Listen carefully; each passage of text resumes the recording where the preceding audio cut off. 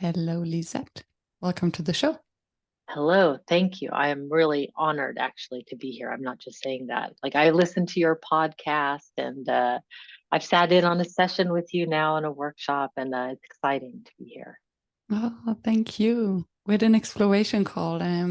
Was so intrigued of your way of preparing workshops and this theme of performance that feels so counterintuitive to me. So I'm full of curiosity to explore that, how you work and what you do.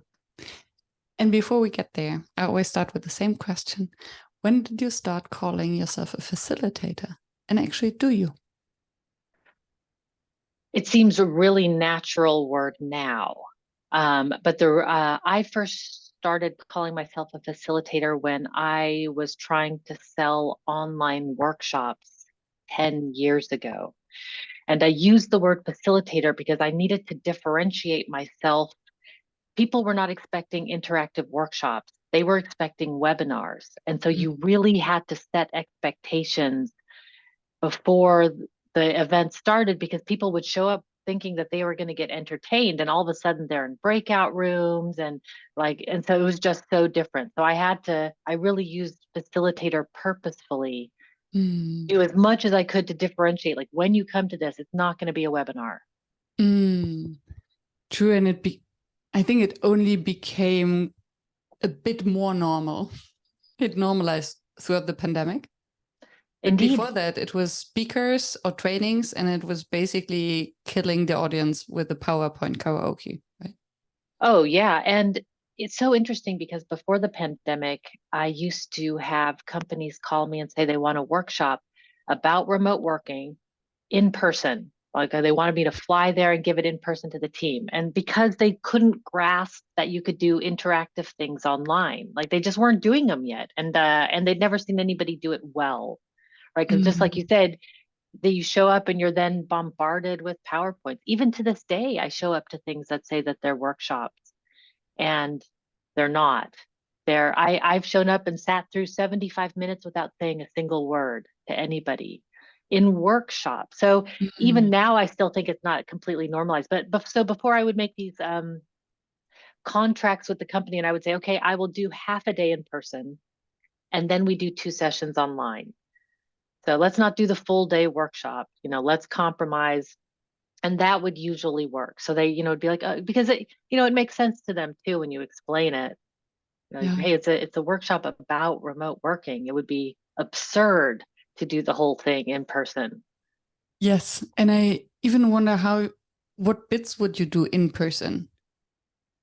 Well, I've actually, I spent a lot of time crafting that workshop. So there's actually I could do the whole thing in person now at this point with the various, because the activities all translate. But instead Mm. of using Miro, you would use, a real whiteboard, or you would really draw things out. But I think what doesn't translate is that the workshop has been designed to be experiential. So you start with a random group of people, like usually they're public workshops. So you're just showing up with random people. But by the end of the 4 sessions, you're a team, and that's Mm. done on purpose. And so you miss a lot in person. You still get the information, but you don't get the experience. And I think you don't get the muscle memory that it can be engaging and intriguing to work online, that you can connect despite the screen if you don't experience it. Totally, totally. Because you can tell people everything, you can tell them what's going to happen, but you have certain things you have to experience. Yeah. So even in part of my workshops, I had one of the sessions we would meet in a virtual office because I kept telling people about virtual offices. But until you're in it, it doesn't make any sense. Like, and once you're in it, you're like, oh, like click, I get it. Like, I get how I might use this. So, yeah, there's all kinds of things like that. So, what do you understand by virtual office? For me, virtual offices, there's a number of tools out there where you can actually be present in an office online in a browser. So, for instance, Sakoko or Welo, Kumo Mhm. Space, GatherTown, there's a whole bunch of them. Okay. And really, all it does is it gives you a plan view of an office. And then avatars for where people are. And so you can only see and hear the people that are in the same room, but you can see where everybody else is and join other rooms. Yeah. Like, so for workshops, it's ideal, Yeah. I think. The problem is getting people to use the technology and to actually prepare the technology before the session starts. I Yes. still can't, I have not solved that still to this Yeah. day.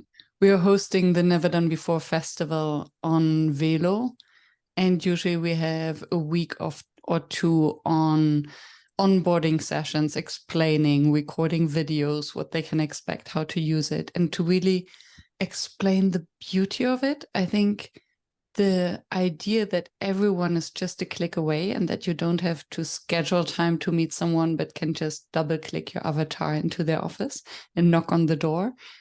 I think that's amazing. Well, and all the etiquettes that you learn, Yes. like so many etiquettes change, like knocking on somebody's virtual door or just coming, like you could just barge in.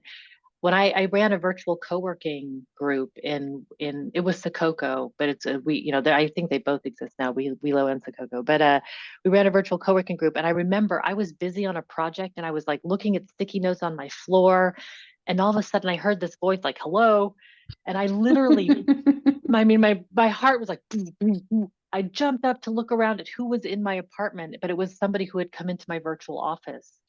But Without it felt knocking. so real. It Yeah. felt so real. So like I know people are hearing this, but until you experience it, it's so that's the challenge. Like indeed, and you prepare people for 2 weeks, and still the day of, Yeah. yeah, it's just it's really difficult to get people to try it or just to understand like 5 minutes of playing around and you'll be fine. That's all it takes. It's so easy, but it takes 5 minutes. Yeah, it's change. And I think there's always this fear of, oh, what if I don't understand it or it doesn't work, or how do I behave? What is the code? How do we behave?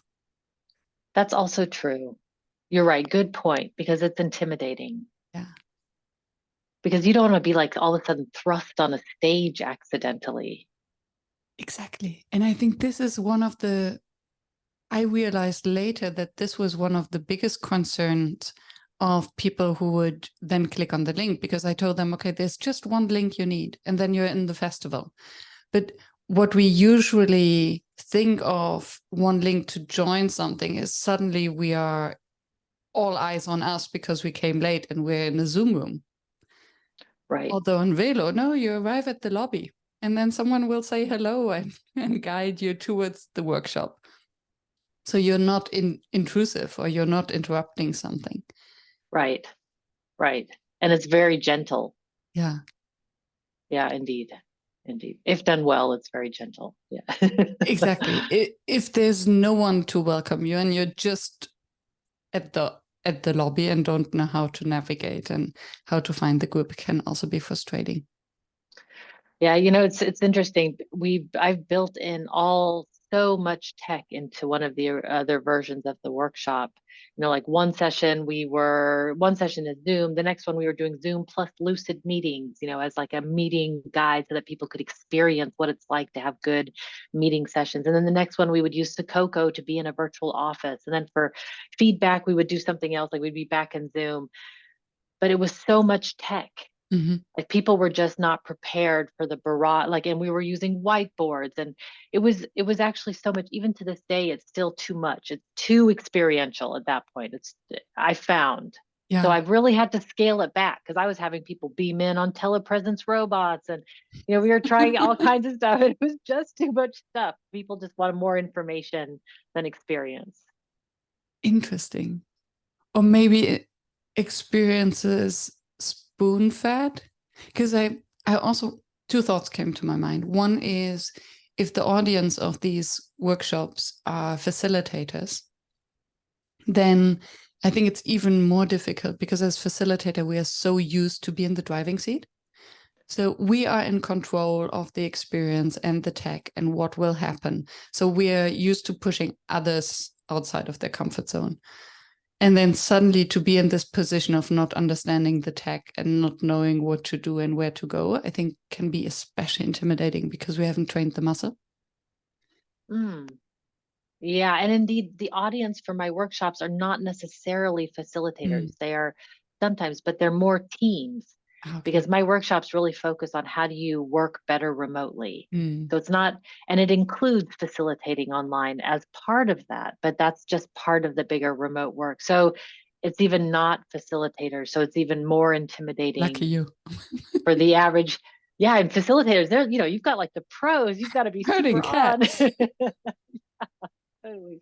Yeah, I've Yeah. just got like normal teams, normal teams trying And to I've work better together. and I like what you said about the overwhelm of too much tech. How do you find the balance of, because I think the tech can be enhancing of an experience, it can be overwhelming, and it can also be distracting. Totally. So when would you introduce another tool or another tab? And when would you rather say, you know what, let's go into breakout rooms and have a conversation? I've really experimented a lot with this. So for me, I've thought about like, because it can get in the, as cool as it can get in the way. So what I really tried to do now is it truly relevant to the conversation? Does it really add something because we're using the whiteboard? Or would it be better just to talk about it? Like, do we really need to write this down Mm, together, like on sticky notes?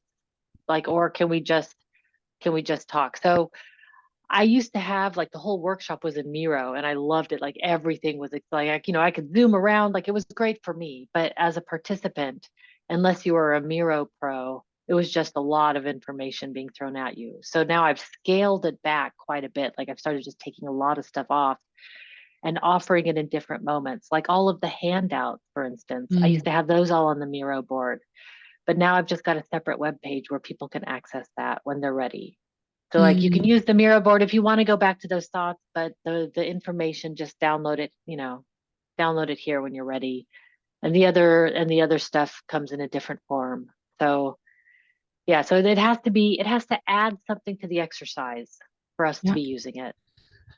And I like what you say, it has to add to the exercise from the perspective of the user and not your own perspective. I was just thinking of the early days of PowerPoint, not even the early days, maybe the early days as a speaker. So when we don't really know the material, it's so nice to have a lot of PowerPoints because these are basically your speaking notes. So it's not Right, necessarily for the audience, but for yourself. And I right, think with a mirror board, it can be easily, we can fall into the same trap. If we have everything on right. mirror board, then it's just, oh, we just follow the flow. Yeah, but for some people, Miro is like nails on a chalkboard. Like Mm, maybe you like mural and you're just used to that and you really, true. or you can't access Miro because your company's, Mm. I have that a lot. I work with a lot of banks for some reason. And so it's Microsoft Teams all the way. Oh God, Awful. how do you make this work? I charge them more. I charge them more for the pain because logging into their systems is really difficult because I'm an outsider that has to all of a sudden get access to their systems. And it means that I can't run certain functionality. Like I can't run breakout rooms Yeah. from being an outsider. We can't even use the whiteboard. So we're super limited. So I've got to do much more coordination. I've got to have somebody else there who can run the breakout rooms, right? I have to ask for volunteers. I do it because it's the reality of their situation, And I but love it's the way more pragmatic. painful for me. And I love the fact that you charge for the additional pain and the additional work. Yes. It really is a lot of time to Yeah, get, they I don't realize you spend, refuse. I yeah, refuse. So maybe charging more is another option. yeah, because it's going to take more time. But these poor people have to collaborate every day in Microsoft Teams. Yeah, And so I feel like I can't just leave out that true. whole population. Like these are also remote workers. Yes, yes, of course. Especially for your context, then it's the same as hosting it on site when it's actually remote. Then why teaching them what you could do on Zoom? But haha, welcome to reality. You cannot. Right, right. It's So actually like what quite else cool. can we do? Yeah. It's just a different challenge set. But I don't make it my problem.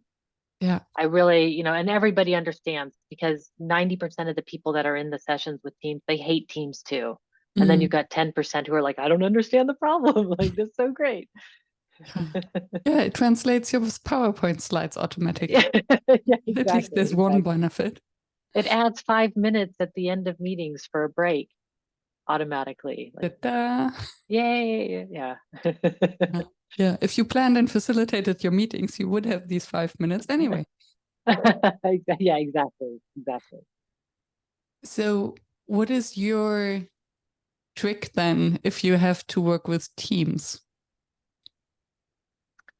One hack Um, for remote. one, I make it more about what is possible for me. So I use to like show my slides as a weather woman.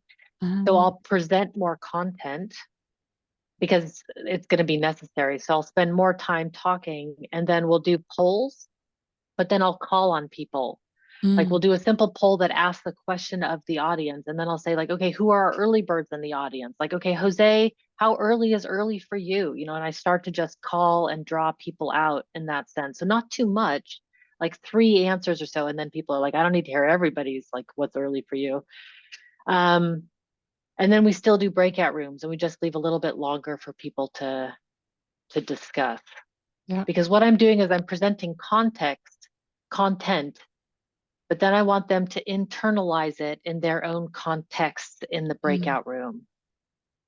So that I'm hopefully teaching them and showing them something new or a new way of doing it and giving some examples of how other teams are doing it. And then, like, okay, take it back to your team. What's one way that you could decrease the number of meetings you're currently having? yeah. And I think in these conversations, actually, the participants learn the most anyway, if they can discuss and apply it to themselves. And I wonder whether the silver lining is actually that you slow down the entire process. Because with Zoom, it's so easy and so quick. I would throw people in a breakout room for just 5 minutes. Right, And then it can also become very tiring for participants that it feels like a sprint constantly on the run. right, right. And they need some time to just like Yeah. sit and digest a bit as well. Yeah. Yeah, but with Microsoft Teams, it takes like a minute just for the breakout room to open.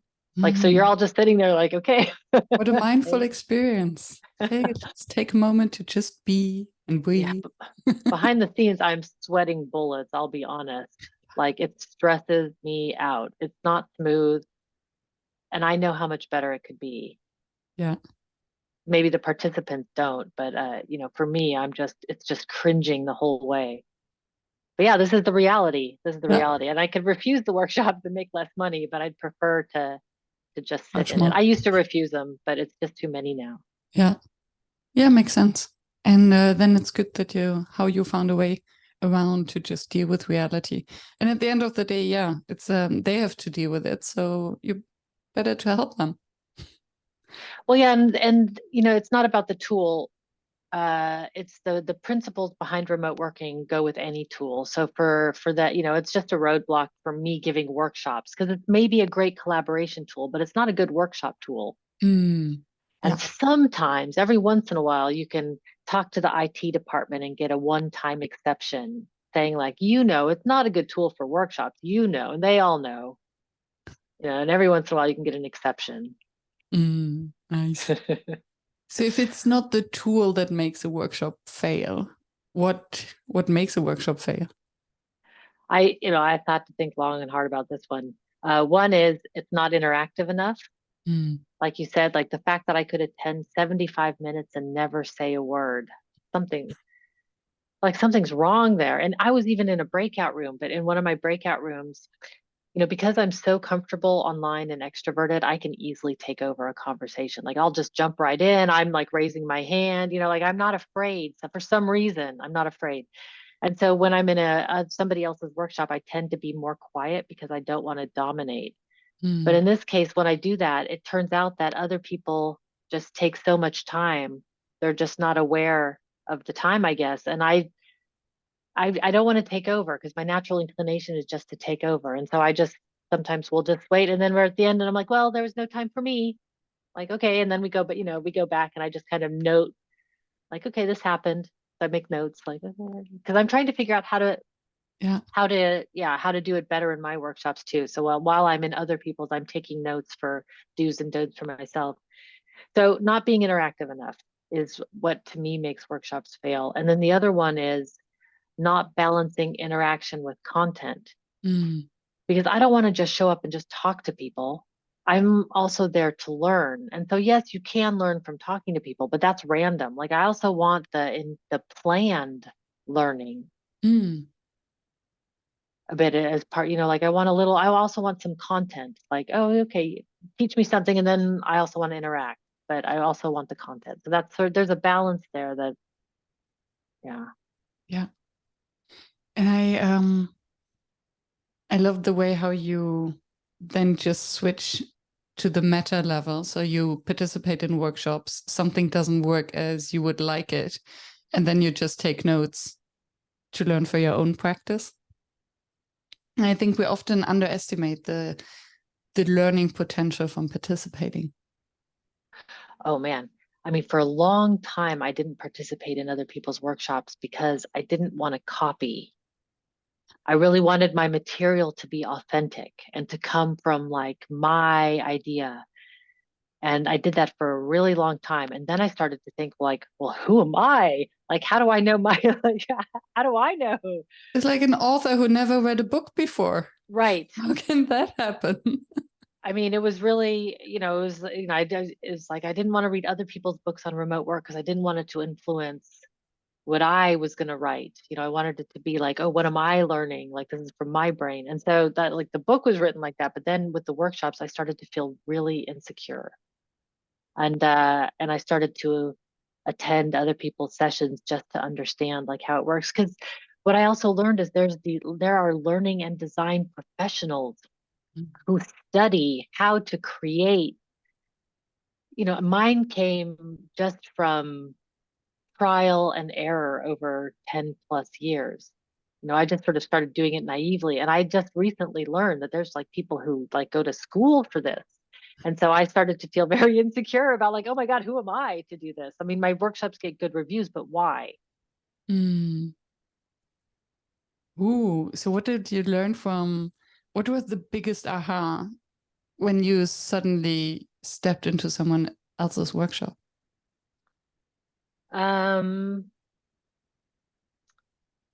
that there were many different styles and that they were all there, none of them were bad. Mm. There's just many different styles. And I feel like it was also confirmation that I had gone down a pretty good path. I was working with an academic life coach as just a virtual coworker by chance. We got put together on a project and then just never stopped working together. And so we just worked together for Nice. 9 years. And she was and she did her academic life coaching online. She helped tutor students in school that were going to college. So they were away from home, but they'd never learned how to study. Mm. Like it sounds really weird, but like if you don't actually learn how to like how do you summarize a book, how do you make that, like how do you do things like that? And so she was teaching them how to study and I was learning from her, teaching her students how to study. Like she had Mm. these virtual whiteboards she would hold up and like write on them and make it interactive, and so we just started experimenting together. And I forgot where I was going with this question. What was the thread or the Uh, start? was it the biggest aha from being in other people's Oh workshops? yeah, and being other right, that I wasn't too far off. Thank you so much. And that because after working with Gretchen, I started reading Training from the Back of the Room, Mm. and so I felt like I in the principles I got them right without knowing it, luckily. And so now it's just a matter of learning more styles, more exercises, more activities. And I also need to be very conscious that what I do is I don't teach people how to facilitate. I'm very clear. Like I don't teach facilitation. I teach how to work remotely. Mm. So I'm really like, it's really a distinction, Yeah. Yeah, because facilitation is part of it. right? It's one It's, component. yeah. there's the tools and the management and the team building and the communication and the channels. work conflict and the working Mhm. together. Yeah. How do you show appreciation? So I have to be careful, like, I've gone down the road, especially during the pandemic, people were asking me like, well, how do you design workshops? And I thought, oh, I could do a workshop on how to design workshops. And that's when I started getting really insecure, Mm. was I started realizing that, oh, there's actually professionals out there that understand the science behind this. And who am I to tell you how to design a workshop? So, we created one and it was good, but yeah,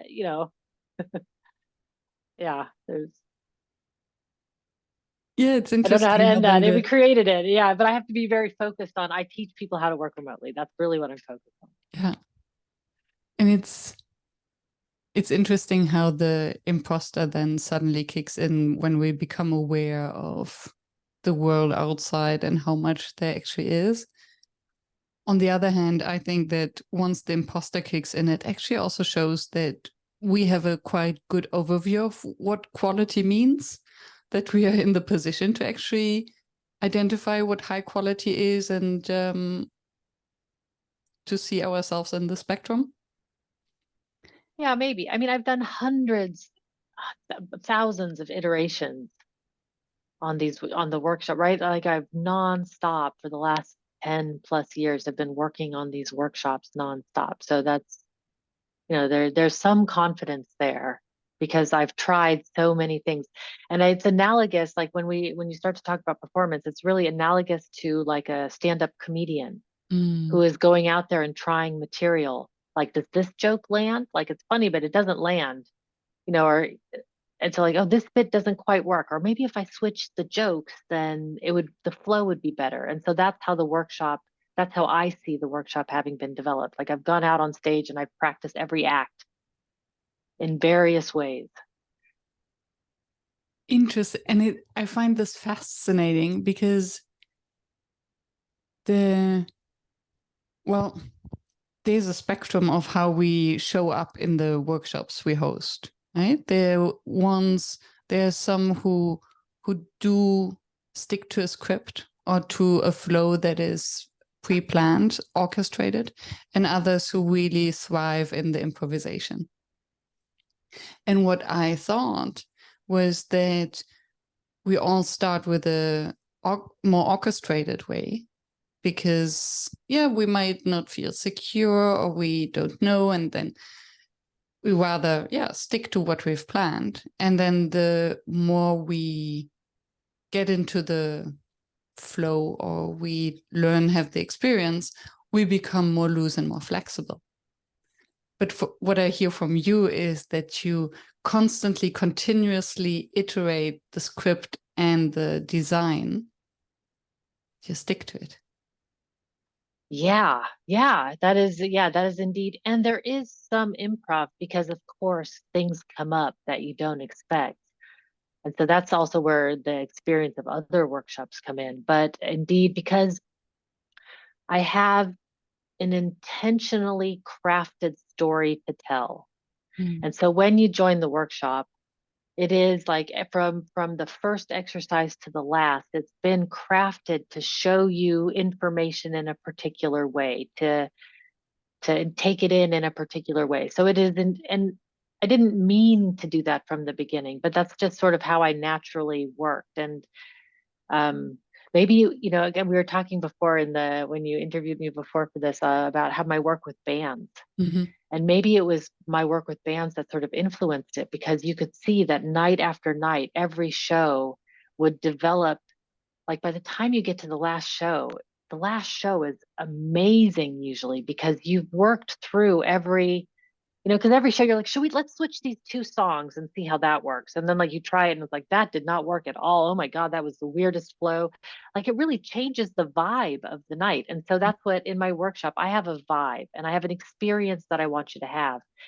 And what's interesting is I actually have a community of facilitators who give this workshop. So they pay a licensing fee and they get access to the material. And I always say to them, like, if you're going to advertise it as the Work Together Anywhere workshop, then it needs to be at least 70% of the material that I've crafted. And then 30% is, of course, your stories and your exercises, your tools, like it's your personality, but it's still 70% so that people all over will get the same experience. Mm, If they've, if you've taken the Work Together Anywhere workshop, then you've had this experience. yeah. And so other things, I'll try other things, but I won't call it Work Together Anywhere. Like that is a show. That's a Mm, show. I love that. And so, what is needed for? There's so many layers. One layer is whether you design for the energy flow, or what do you understand by the story or the show that you design, and then how important is it that the facilitator feels confident performing, in air quotes. I don't know that I don't say to other facilitators, like, this is a show, you must perform it this way. Like, that's really my own thing. Mm, I give them the material and I say, you do what you want with it. I don't even check in. What we look at is the evaluations of the participants after the workshop. Like, were the participants happy? Then I'm good, right? Like, I trust the facilitators to do it in the way that works best for them and their participants.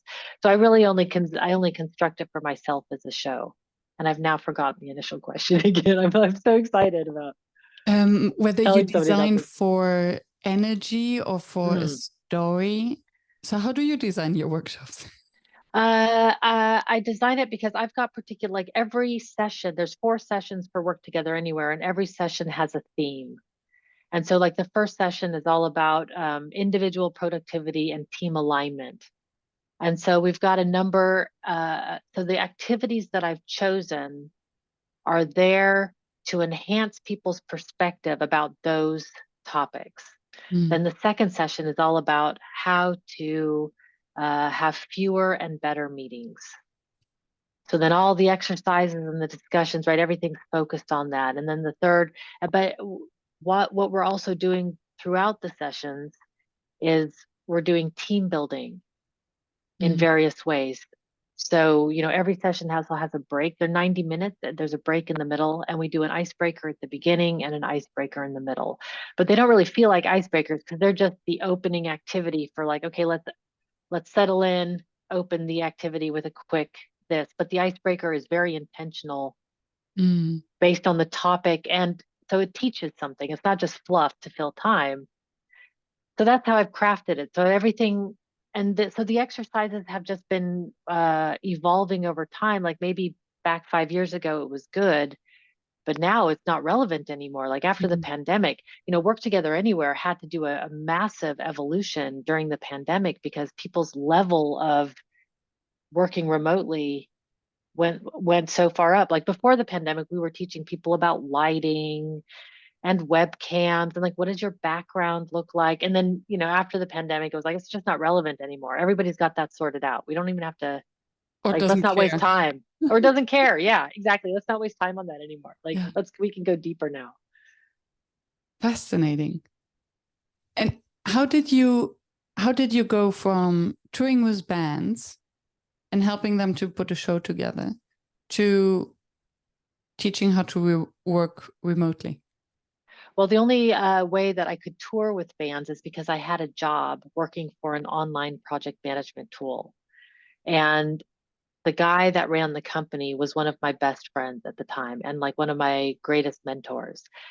And so he knew it was a very unique set of circumstances. He knew that this had been one of my favorite bands since I was a teenager, like, I was in my 30s at the time. So he knew that it was my favorite band.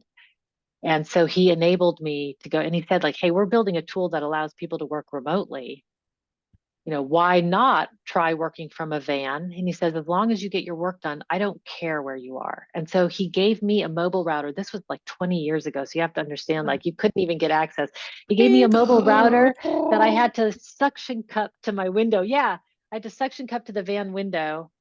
And then when you got close to a city, you could get internet. But, like, in between cities in the US, there was no telephone and access. You couldn't get, there was nothing.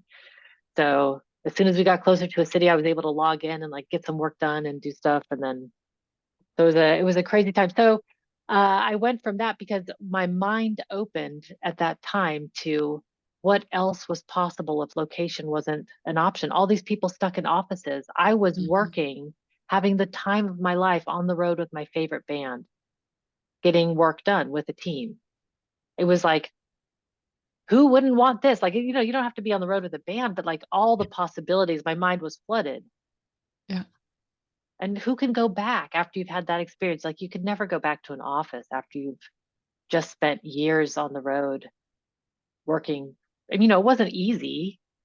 It wasn't ideal by any means, but it was just such a mind-blowing experience. So I started researching how other people were doing this, like what were the companies that were working remotely at the time. And it was like Basecamp and Zoho and these kind of places. And my job for this online company was, among other things, researching the competition. So I just started going down the rabbit hole of remote, of researching the competition and like, oh, what are they doing? And oh. And yeah, years later, the workshop emerged. Making a very long story not so short. And fascinating. And what did you learn from the time being affected? So being on the road and working in a job under these very clear constraints about how you teach working effectively remote today. Um, well, what I always say is the future of work is flexibility. And in fact, I just started saying that. I used to say the future of work is choice, but it's actually not about choice is such a loaded, charged word, means so many things for people, but flexibility, everybody understands. And that's really all people want is the flexibility to work when and where they're most productive. And sometimes that's in an office with colleagues, and sometimes it's at home because your kids are sick. You know, Mhm.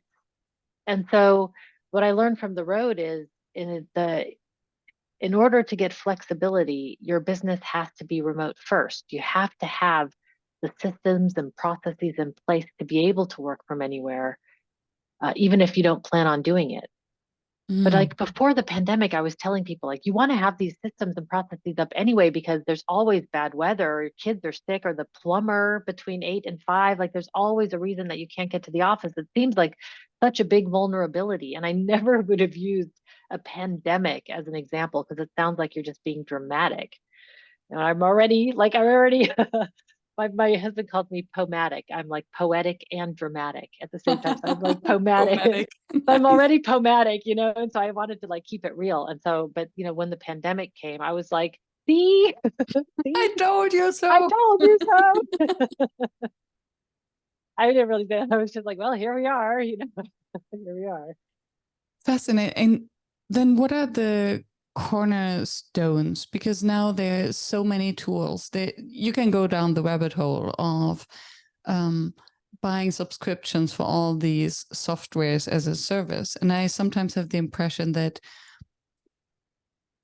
we easily fall into the trap that we research all these tools and then thinking of having the tools will basically do the work. It's like shoving the books that we order on Amazon under our pillow, hoping that Right. I we'll put it on somehow the get into it. nightstand. So if we look at them in the morning, well, it'll Exactly. osmosis. Yeah. I mean, I'm a tool junkie, so this is always a tough one, but it's for sure not about the tool. It's really more about what I like to say is teams that collaborate intentionally together will have superpowers. So it's a matter of bringing that intentionality to how you work. And we start with by creating user manuals for ourselves, like just really get clear on why we like working where we do and what we need in order to be productive. And then using that, I mean, those personal user manuals become really popular, but they're such a great way of communicating needs and getting to know people quickly. I mean, I was just like, I don't know why I didn't think of that 10 years ago, but that's my failure. In fact, somebody brought it up in an interview, I think in 2014, and it clicked and I used it, but I never, anyway, it was the idea, the seed was there ages. The next step would be to create a team agreement for how you're going to work together. it really became, I mean, this I learned in 2014 from a man named Phil Montero, who was way ahead of his time. So I like to just credit him now, just to let people, anybody listening, like Phil Montero was the man who came up with the team agreement for me like 10 plus years ago. And I recently interviewed an astronaut on my podcast, Paul Richards. And I had met him at an event in Seattle when I was visiting my sister, and just sort of cornered him and had the guts to ask him. And he said yes, and he was so kind. He was so kind. And but I wanted to interview him about remote collaboration from Mm. space, Mm. because that's like to the extreme. And what he said is that astronauts train to have the right information at the right place at the right time, because you can Mm. listen in on every channel, you can listen to everything and to everyone, but you have to figure out what stuff to filter. And so they train to learn how to filter information so that they just get what they need when they need it. But it's always available somewhere. And that to me was like, yes, that's what teens need. We need to train to get the right information at the right place at the right time. And I think that's what everyone needs, especially that's what school kids need to learn to distinguish the relevant from the irrelevant, because we're bombarded with information. And where do we find the right information at the right time? And how do we know that what kind of information we need? And how do we keep out Yeah. all of the excess stuff? Like that is a huge task in and of itself. Just learning how to keep that out, especially in the information overload age. That Yeah. is huge. It's a huge topic in the workshop too, because everybody's exhausted. Yeah. And There's this too is many meetings. and this then also links back to what you said earlier. Do we really need a whiteboard? Do we really need to capture all of these ideas, or can we just have a conversation about it? Right? Because some things you're planting seeds. So it Mhm. doesn't need to be captured. You're planting seeds for them to just kind of spiral in the context that they need to be in. And then, yeah, the tool can be in the way. Like, let's all go back to the whiteboard. And you can hear the collective, like, Oh, we were just in a flow. yeah, You're like, do we have to? Like, if you want to visualize something, the whiteboard's great, or show pictures. yeah. Or if the ideas really matter, if you need to just Or if you need to ideate, build on brainstorm, to something. build on them. Yeah, yeah. Yeah. Like you had a workshop where we were iterating on other people's ideas. And in that Mm. case, you need a place to capture the initial idea. Yeah, It's just a like logistical thing. So then exactly. the whiteboard's very handy. Yeah. Then that's what you really wanted. And then to access the right information at the right time, you need basically a team agreement, if I understand you correctly, to know what kind of information is captured and which tool we need and use for what kind of process or Yeah, well, information. for instance, on my team, I don't work on the weekends. So, but my team are freelancers, they can work whenever they want. But if they need to get a hold of me on the weekend for whatever reason, like an email's not going to work.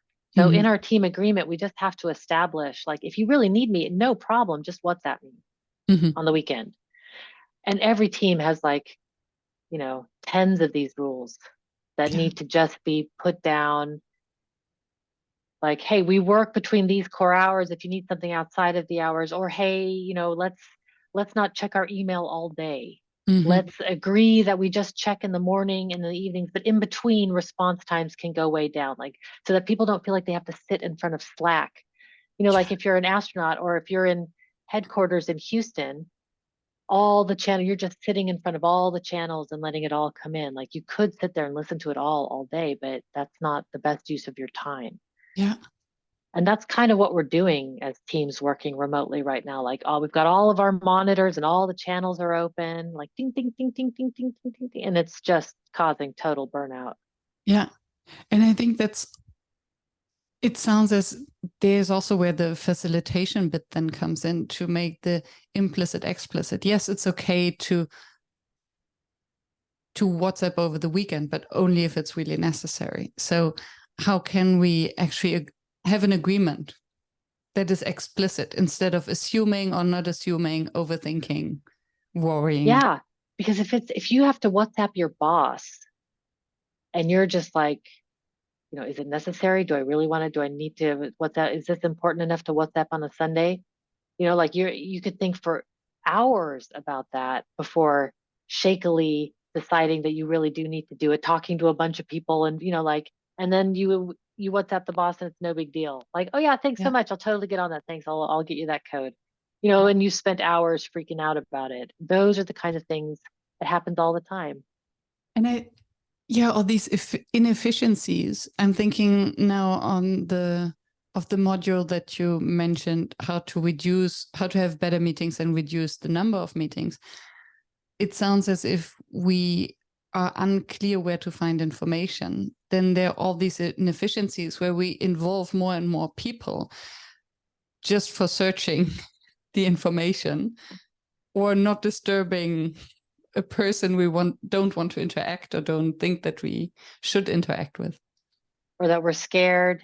Yeah. Yeah, indeed. Indeed. And so when we go from the physical to the virtual world, more things become documentation in nature because of just the nature of the work, right? Like we're doing more text tool kind of things. It's less physical interaction. And so there's just more misunderstandings. And you have to think about your information architecture all of a sudden. Where is all this stuff going and how are we accessing? There's even an AI tool I just interviewed, and they said that the stats are that you spend 1 to 2 hours a day looking for information. Mm. And this tool searches all the tools that you use for like search words. So you can like search everything. That's what this tool does. That's fascinating. Yeah, To me, it seems like, yeah, it's a band-aid for the problem. Like the underlying problem is not getting solved. absolutely. And I have filled notebook after notebook with handwritten notes because I think while taking notes. But then recently I was like, I had this conversation somewhere. And then I started, okay, when was it? And which notebook did I use? And it's a disaster. So now I started to take handwritten notes on my iPad, on Apple Notes, because and I have hashtags then for that. But it took me half of a decade to actually make that step and digitalize my own handwritten notes. And yeah. Yeah, and then you've got the question of like, is this the right tool? Like maybe what if you want to switch to Notion or Roam, something that's built for these kind of things. Then all of a sudden you're now dependent on Apple Notes or Roam that has all of your thoughts. Now you're dependent on the tool. Yeah, there's so much. There's so much when we're thinking about the online world, just in terms of personal productivity, but then how do we sync with others? Yeah. And I think Yeah. it's then the shortcoming of not having a virtual office, as you mentioned before, because what I see the biggest problem or obstacle of online remote collaboration is that you cannot just pass by someone's office, knock on the door, and can I just quickly ask you a question? I would say, there's pros and cons to that. When I was a project manager in an office, I had to actually put like a sign on my cubicle that said, please, for the next 2 hours, please do not interrupt me unless it's an emergency, because it was literally every few minutes that people were stopping by to ask, because I was the manager. And so every people, it was a huge project. So I had like 20 people on my team. If everybody stops by once a day, So 20 you were people in 8 their hours. search everything tool. Yeah, I mean, it was just like a really intense big project, Yeah. and at some point I also had to get work done, but I'm in a cubicle in an open office. Yeah. So it was also impossible. And I started working from home just to get away from people because there was no empty office, it was crowded at the time. I could have found a different solution, I think, but it was really like, I just need like 3 hours to think, please. So there's pros and cons to that. I mean, for people Yeah. like me, I'm a total introvert. Being around others in an office all day, I'm toasted. Just toasted. Don't like it at all. Also, it's not comfortable. It's always too cold and I can't just sit there 8 hours straight. I don't know about you, but I am like in the garden. I go for walks. Like I really take advantage of.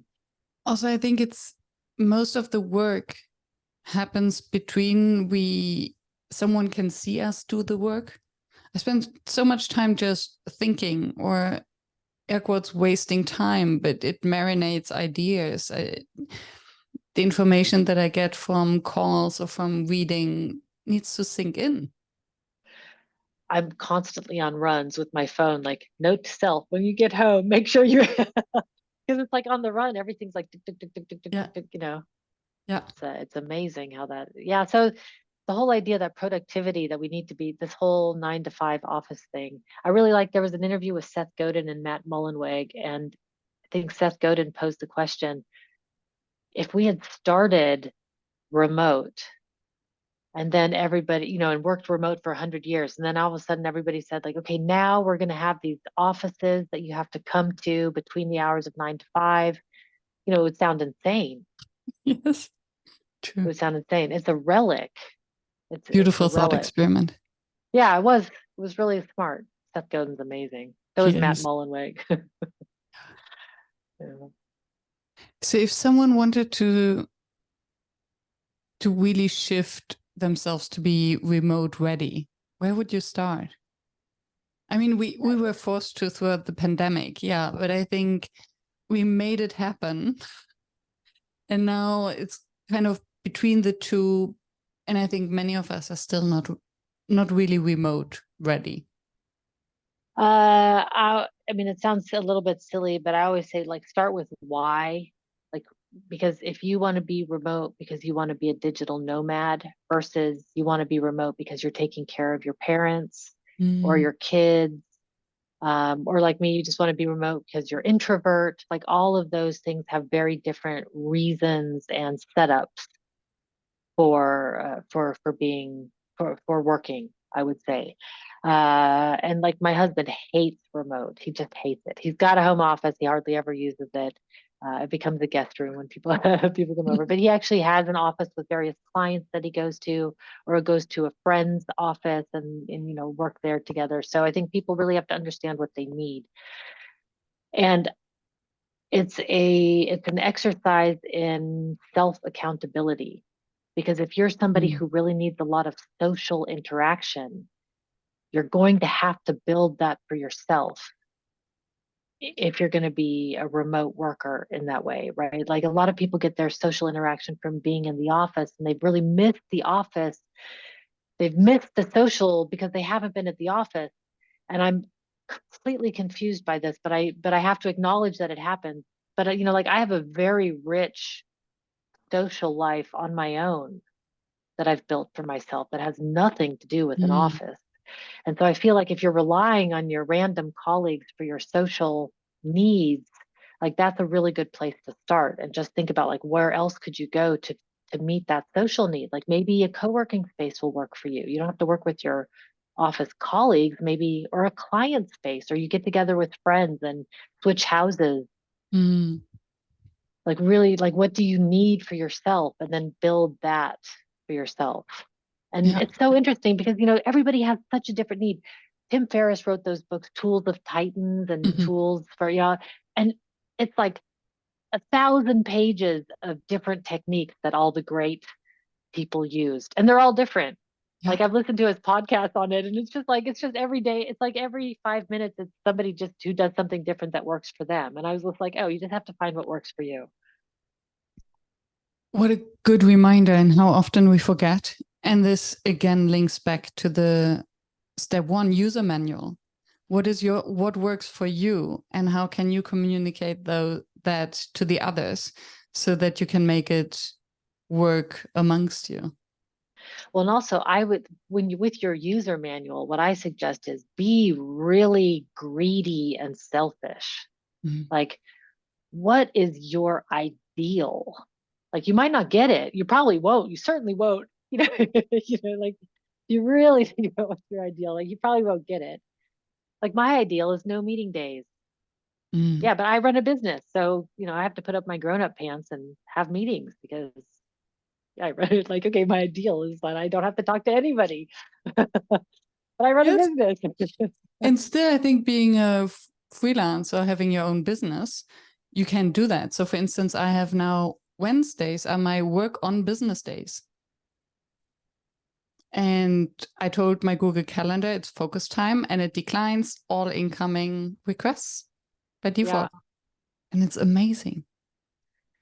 And that's where having tools are great, right? Because the tools can do that work for you. You Yes, don't have to exactly, say sister. no. Exactly. Because otherwise, my own focus time would be the first thing to go.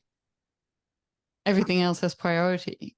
And now I 100%. realize that having an entire day without meetings just for working on the business, the amazing ideas coming up. I had yesterday the whole day free except for one presentation at 5 p.m. And this is a presentation I've done like numerous times over the years. It's literally like 13 minutes. I could do it in my sleep. I always practice beforehand because I just get super nervous before every workshop, before every presentation. I'm a bundle of nerves. Like it's just how it is. But all day long, I kept thinking like, oh, it's one like, oh, okay. Like I had the whole day free, right? So it's like a whole day, but all day long I was focused on that one 5 o'clock slot. Like, don't forget it's 5 o'clock. I set an alarm so that I could rest my brain. Don't forget at 5 o'clock you have this thing. Like, don't forget. So even that one meeting Mhm. takes up so much brain space. It's amazing. Yeah. Yeah, we don't realize otherwise. It's like this one to do when we go to bed and we have to wake up very early at an unusual time to catch a flight or something. Right. You would wake up every 5 minutes. Like, is it time already? Right. Like can't miss the flight. Like, Yeah. oh, can't miss the flight. Yeah. Yeah, Despite indeed. having five alarms or whatsoever. Totally. Totally. It's a Yeah. restless night's sleep because you know you have to. Yeah. Yeah. Yeah. Oh, not now. How can this go through? Sorry. See? No, it's good to have an editor. Yeah, luxury, Yes. luxury. Sorry. And now, how can I stop that? Sorry. Oh, no worries. Um, anyway, so Gordon, please cut that out.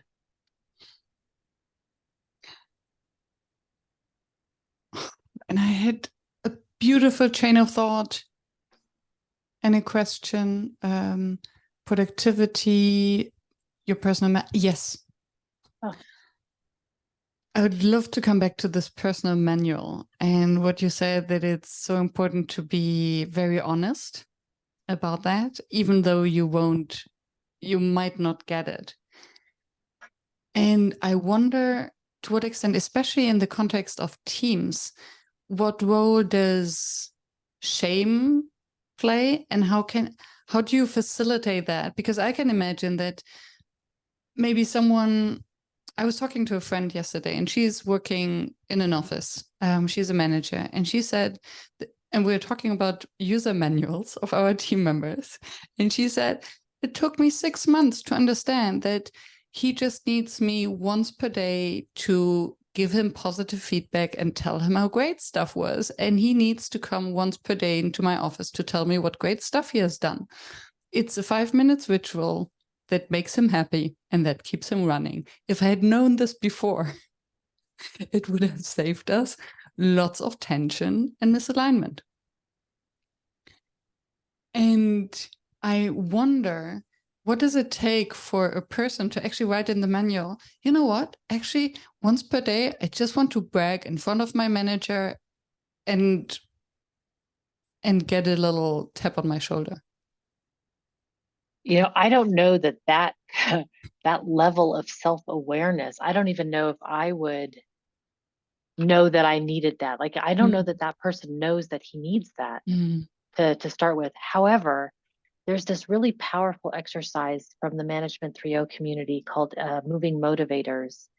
And it asks people, it's actually a physical card game, but I've adapted the cards online. There's only 10 cards, and they're each intrinsic motivations. So it goes everything from freedom to power to relatedness or acceptance. And the idea in the game is that you rank the motivations from most motivating to least motivating. And what you can start to see in that is what drives people to come to work to begin with. Mm. And so if you're a leader in the organization, like this, people need accolades. And I don't know, I can't remember which motivator that would be attributed to, but there's one where you need, affirmation. And and that's something that people need. That like that's a personality type, right? That there's some that Yeah. need that. And so one of the things that I've realized is in an organ, especially thinking about team building after the pandemic, because that's one of the things that suffers, right? Is the Mm, connection between people and teams. But the real team building is in understanding why people come to work to mm, begin with and what they need from that. Like for some people, it's all about challenging problems. Like this guy needs a pat on the shoulder. Other people, it's just a job. yeah. And Others if need a you really, bonus. you just need a bonus, right? You just need to know that this is Just going give to me be the cash. stable.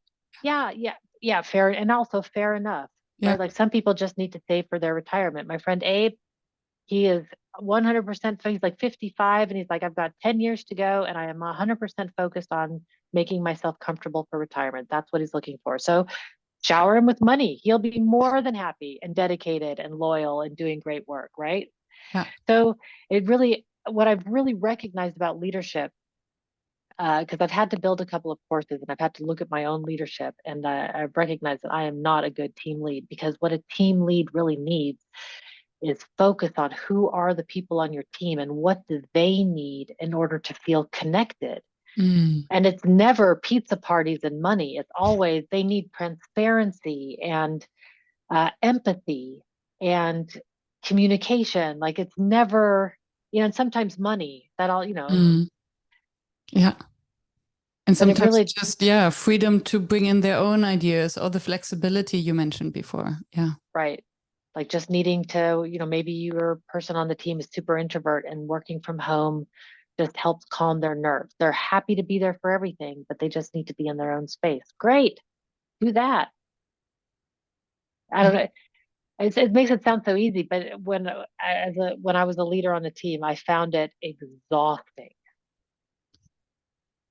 It takes a lot of time to really understand people.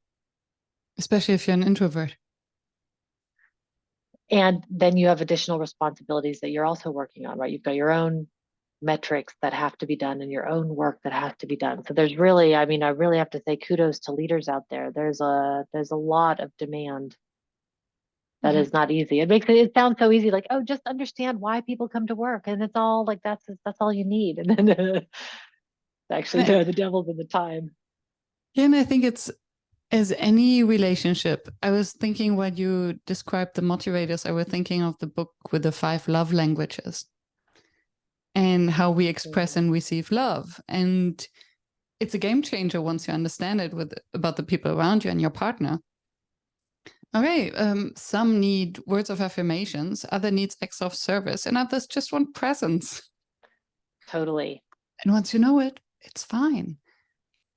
Totally. That book had a profound impact on my relationship because I understood that like I am like a gift giver, like I show love through like gifts and giving Mm. gifts. Oh, my husband and I have a joke of his love language is getting gifts. Like that's not how it works. But his was needing to spend time together and deep Yeah. presence. And once I understood that, I was like, oh, because I'm an introvert. So like Mm. anytime I could get for myself, I was taking it. But I had to understand like actually he just wants to be together. We don't have to, like that's important. I was like, oh. Yeah. But it's the same on teams. Once you understand everybody's like, let's say their work language, Yeah. then it becomes much easier. Yeah. But getting there is so time consuming. Yeah, because you have to have the trust, you have to have the comfort, the normalizing that, yeah, we are all humans. We all have these desires and needs. And it's not problematic. There's no judgment. And I think there is shame related to that. Um, in many offices, that, oh, showing a human side, expressing needs, failability. Well, also various cultures, they're like in France, work life is very separated and it is very frowned upon to bring your personal stuff to work. It's just separate. And so the idea of a personal user manual in France was really like I got a lot of pushback from French participants because of that. Mm. And so it just goes back to the point though of you only need to put in your user manual what you are comfortable sharing. Like you can make one just for you that has everything and then you put forward what you're okay your colleagues knowing. Like Mm. your colleagues don't need to know everything about you. You don't have to hand people ammunition, right? We don't have to be our most vulnerable with everybody. That's true. We shouldn't be, because there's lots of people that will take advantage of it, as I found. I'm super open and like so I'm kind of naive in that way. And so, over time you learn. Yeah. I think we all have our scars, right? Yeah, as you get older. Yeah. On the other hand, I was that's something that I learned from Jimbo Clark, who does these box workshops. So he puts boxes on people's heads, and then you write on the box what people see you doing at your best, and what people see you doing when you're at your worst, and what's happening inside when you're at your best and your worst. And I love that because it also helps colleagues to see, oh, okay, if I'm starting every sentence with yes, but it means that I'm maybe not in my best mood. So it has nothing to do with your idea. It's just me being at my worst.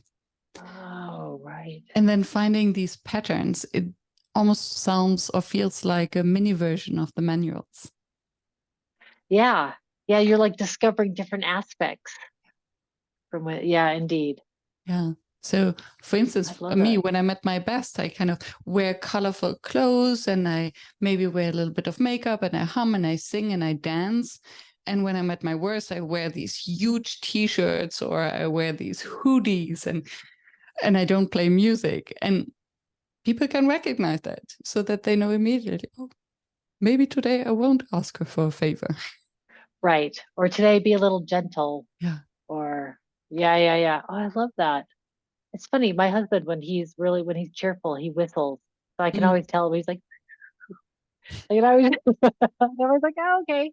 I love that. yeah. And it's But nice to make it explicit for the colleagues and for oneself. also because you're really getting to know people like that. That's the nonverbal communication that is really important to pick up on. And it's funny when I was interviewing Paul, the astronaut, he was saying that the team that works together, they know each other so well that they have that nonverbal communication because they've trained together so long. So like through their helmets, it just Mm, takes a glance. Like they can through their eyes see what they need, kind of thing. Like like the relationship you have with a close partner, right? Like I can see from a mile away if it's my husband or not. Like it's just the way he walks. And mm, I can see what mood he's in by the way he walks. It's the same with astronauts. And we don't need to get that close with our teams because astronauts are doing like high intensity work, right? So we don't necessarily need to train to know each other at a glance, but we could certainly be doing better than what we're doing now. yeah. Yeah. We would use so much friction and just acknowledging our humanity. The empathy that Hmm. everybody really craves, just like Yeah. it's been a hard time. We're not all at our best. Yeah.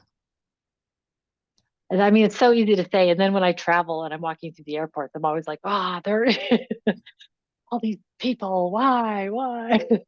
Yes.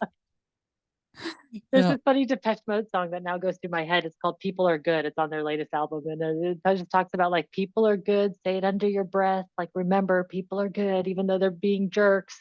Remember, they're just being jerks because they're tired. That's not what the Yeah. lyrics say, but in Yeah. general, yeah. So Yeah. now when I'm going through like difficult like people situations, I just have that song running in the background in my head. Like Love that. people are good. That's actually a song that needs to go on every remote workshop playlist. Hey, maybe so. Yeah. This is a Huh. reminder, like assume positive intent. Yeah. Like most people are not out to get you. Yeah.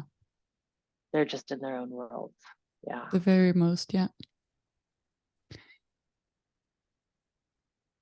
With all the remote work and workshops you've been doing, what remains your number one facilitation challenge? Oh, I wrote this down.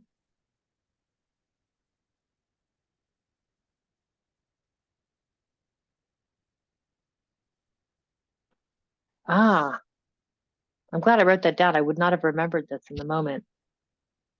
It's the nerve. I'm so nervous before every event, and the result is exhaustion. So I can't seem to just like show up and wing it. It's just like, so even the talk yesterday that I've given numerous times, I practiced for an hour in the afternoon. It's a 13-minute talk. I still practice. I still, so because yeah, I mean, it's a performance. And I think of it as a performance. So I want to make sure I practice like a band would practice. Maybe it's Mhm. because of all the music, you practice before you go on stage. You have a dress rehearsal to make sure everything's working. But I'm never not nervous. And before like in-person talks, man, I'm sweating bullets. People don't know how bad it is, but like I can hardly think, I'm so scared. And so I'm doing like breathing exercises, and I'm always wondering, like, why do I do this? Like, why did I choose this profession? And I still don't have the answer to that. But I lived with um, a musician for 10 years in Nijmegen here in the Netherlands. We had our own apartments, but we shared a bathroom. It was a very weird setup, but it was like, a friend of the band had this inexpensive apartment that I was just going to live there for a few months, and then 10 years later, I was still there. It was such a lovely place. But he was a musician, and he was 65, and he's been playing piano his entire life, and he just performs for a living. And I asked him if he still got nervous, and he just looked at me and he goes, every single time. And Wow. I was like, oh. So I stopped fighting it. And I've just sort Mm. of accepted that I'm going to be really nervous and that I'm going to be really tired, and I build it in. Yeah. Because I've tried to change me. Like, why should you be nervous? You could do this talk in your sleep. Like, it's memorized. And it just doesn't, it's not a rational thing. So for Self-compassion. me, yeah, yeah, just so nerves and exhaustion is my number one facilitation challenge. Like I'm confident with the content because I've iterated and worked on it so much. And I'm not really good with improv, but I'm working on that. I've started hosting these, I call them icebreaker playgrounds, Mm. where we're playing with different icebreaker activities just to understand. And for me, it's an opportunity to do something improv. And I like, people seem to like them, but I hate them. I'm sweating, literally sweating when they're happening. It's so uncomfortable. I think that's why you have to do it. I learned in yoga that the more you hate the pose, the longer you have to hold it. Is the thing. That's what he said. I was like, oh, so yeah, Yeah, yeah, I guess it's a good training for the muscle. yeah, leaning in, right? Yeah, and still, I think, yeah, and a little bit of nervousness. Well, a little bit of nervousness usually makes sure that you're on your feet and that you're performing well and that you do have the focus. But yeah, Yeah, I if mean, it it would might work be, with less sweat. yeah, it would be great. That would be awesome. So, but I just dress in layers. I've always got a hoodie or something like that I can take on and off. In And dark colors, not to see the yeah, sense. exactly. Another layer to cover up Yeah. anything. Yeah, yeah, indeed. It's just a fact. I've always been a highly anxious person just in general. And so I've just, you kind of learn to live with yourself at some point. Mm. Do you have the same then with an interview as a podcaster? Yes, it's not as intense for some reason because there's nothing you kind of have to, it's that you can't plan it. Mm. But you did send me questions in advance. I did prepare. I always prepare. That's why I So send them because there are some guests who enjoy the preparation, and then I send them some questions that I usually don't ask, but at least they have something to prepare. yeah, but it gives me a chance to like Yeah, think through and like, exactly. kind of give myself like, okay, I want to make sure I say this, or I want to make sure like this comes to mind, or yeah. Yeah, because uncertainty stresses most most people to be uncertain. Okay, and if we can prepare a bit, Yeah. Yeah, yes. I wanted to think through because if you had asked me what's your number one facilitation challenge and then I come up with something off the cuff, it might have been like getting people to interact. And I'm like, well, that's not really a challenge. Like that's easy. That's actually easy to do. Like once you know how Mm. to do it, that kind Yeah. of thing. But no, it's the self-management for me. Mm. But maybe it's helpful for others because, I see my niece, she had to give her first presentation in school and she's 8, and it was on Donald Duck. And so I helped her with her PowerPoint because she never used PowerPoint. So I got to teach her. And her mom didn't know how to use PowerPoint. So I got to teach her how to use PowerPoint. And she was so nervous she threw up before. And we practiced together, but she was so nervous she threw up. And I thought, oh my gosh, how many people out there want to give presentations or want to be on stage somehow, but are so nervous and scared. And so I don't know where I got this, but I kept telling her, feel the fear and do it anyway. Mm, Like yeah. take it with you. So Yeah. it's now I've got like a gang of butterflies.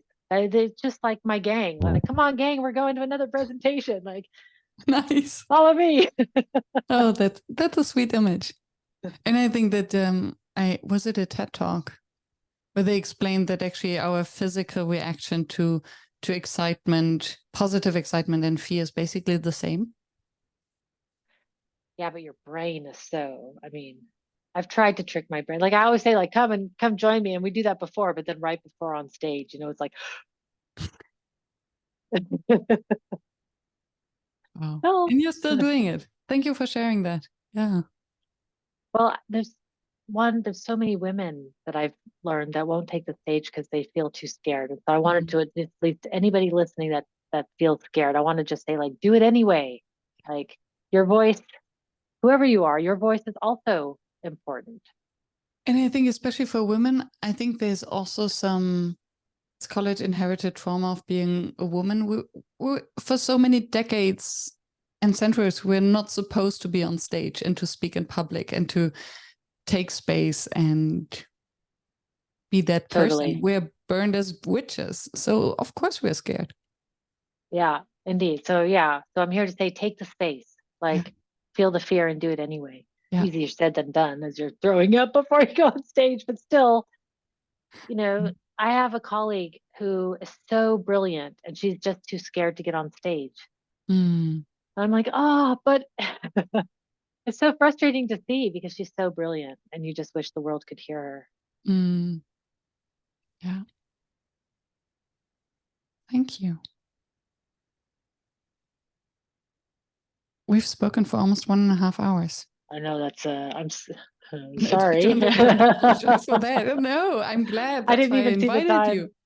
I just want to make sure that we haven't skipped anything that you would have wanted to share, but we didn't touch upon yet.